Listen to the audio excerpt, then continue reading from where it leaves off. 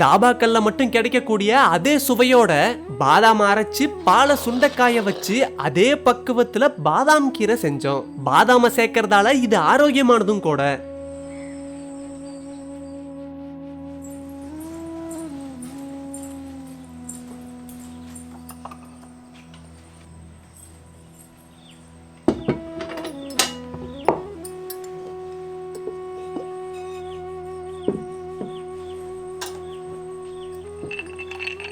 பாதாம் கீர் செய்யறதுக்காக 150 கிராம் பாதாம தண்ணியில ஊற வச்சுக்கலாம்.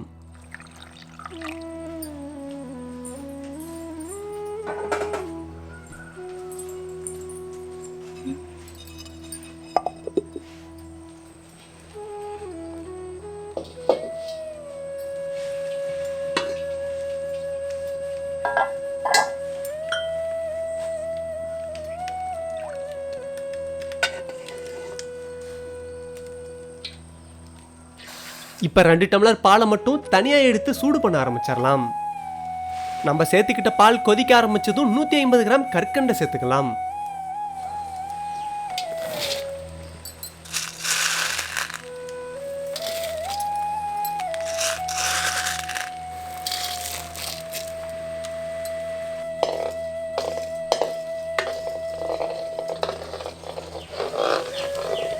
பால் சுண்டும் போது அடிப்பிடிக்க ஆரம்பிச்சிடும். அது அடிப்பிடிக்காத அளவுக்கு கிண்டி கட்டியாக்கி எடுத்துக்கலாம்.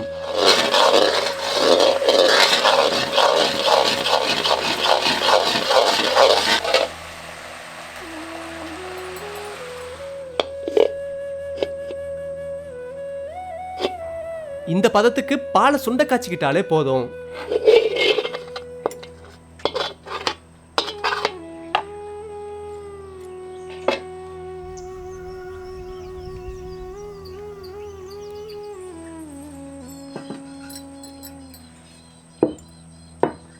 ஆறு மணி நேரம் பாதாம நல்லா ஊற வச்சாதான் தோலை உரிக்க சுலபமா இருக்கும்.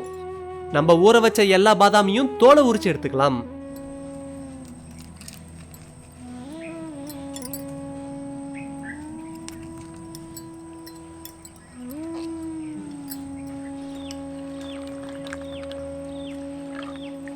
நம்ம தோல் உரிச்சு எடுத்துக்கிட்ட பாதாமை இப்ப உரல்ல போட்டு நல்லா அரைச்சு எடுத்துக்கலாம்.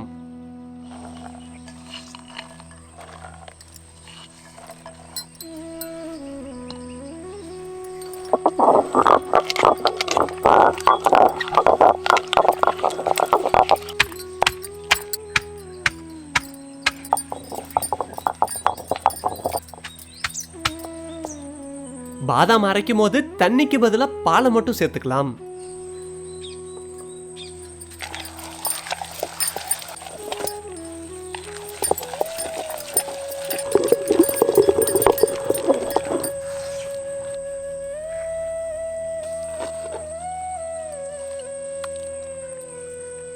பாதாம இந்த பதத்துக்கு அரைச்சு எடுத்துக்கிட்டாதான் சரியா இருக்கும்.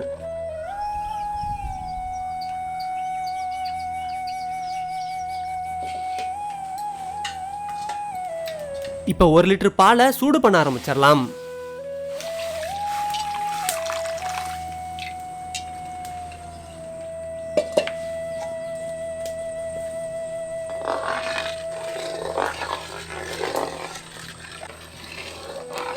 பால் சரியா கொதிக்க ஆரம்பிக்கும் போதே கொஞ்சம் குங்குமப்பூவை சேர்த்துக்கலாம்.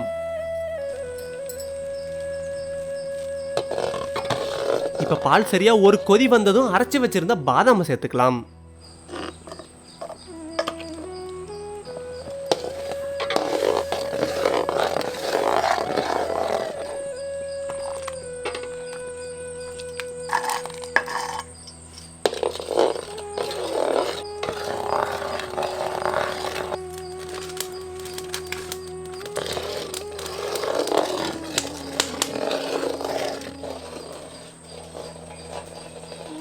பாதாம சேர்த்து ஒரு கொதி வந்ததுக்கு அப்புறம் சுண்ட காய்ச்சி வச்சிருந்த பாலை இப்ப ஊத்திக்கலாம்.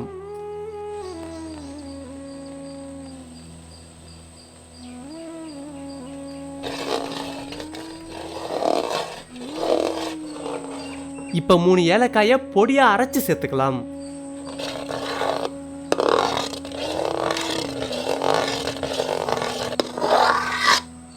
ஏலக்காய் பொடியை சேர்த்ததும் பாதாம் கீரை இறக்கிடலாம்.